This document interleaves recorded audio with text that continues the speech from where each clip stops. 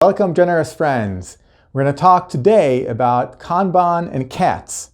Before that, I'm at over 350 subscribers. I have a goal. I want on a mission from God to get to 1,000 by June 2020. All of you that subscribe, thank you so much. It's very, very generous of you. Others who are watching this video and want to learn more and see the other videos that are there, please subscribe now on my YouTube page. So Kanban and cats. Meryl asked me, why Kanban? Why Kanban board?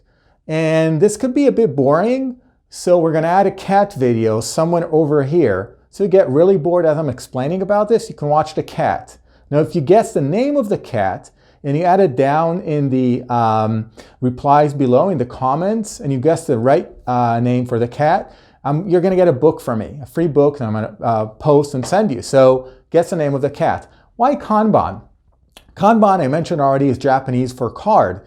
Now, 1950s or so, Toyota production company, this guy called Taichi Ono, started thinking about how do we produce things better, faster, compared to traditional manufacturing was push. You get all the material from raw material warehouse and you push it.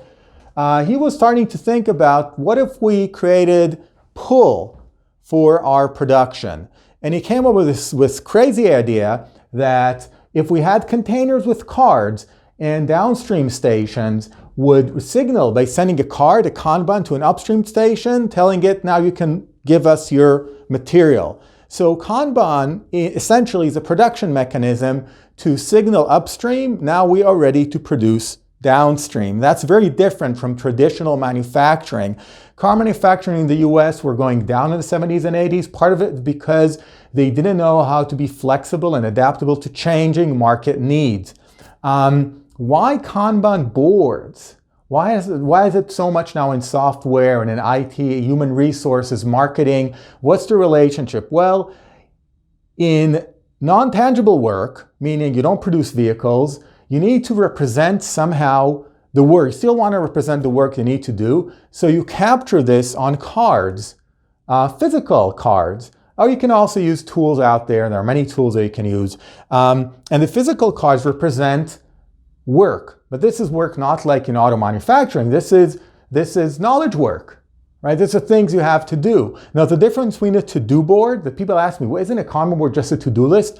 No, it is not. Because if we want to work with the pull mechanism in a real Kanban board, there is one very, very important thing you got to remember, and that's called limiting the amount of things in flight. In other words, let's say these plastic coins represent things you have to do. We called them activities or tasks last week. The goal of a good Kanban board is to make sure that you don't have too much in flight. You limit. We call it limiting the WIP, the work in progress. Now, if you might be watching the cat over here, that's fine. So I'm going to go over the cat and put it over here. The goal of a good Kanban board is to look at all the work you have to do, limit the work you want to do at any given time. That creates the panacea of flow. So good Kanban is about limiting the work you want to do and looking at the board and saying you don't have too much in flight. You're not overtasking yourself. You limit this, you limit your group, you limit your team, you limit your family things, because the more you limit the things you do in flight, and that's the true secret, you have more done. And maybe more about that last time, why limiting the throughput gets more done. But this is enough for today. I hope you enjoyed the Kanban board. I hope you enjoyed the cat. Feel free to register, reach out to me, guess the name of the cat. I'll see you next time with Kanban boards. I'm Michael Neer. Thanks for watching.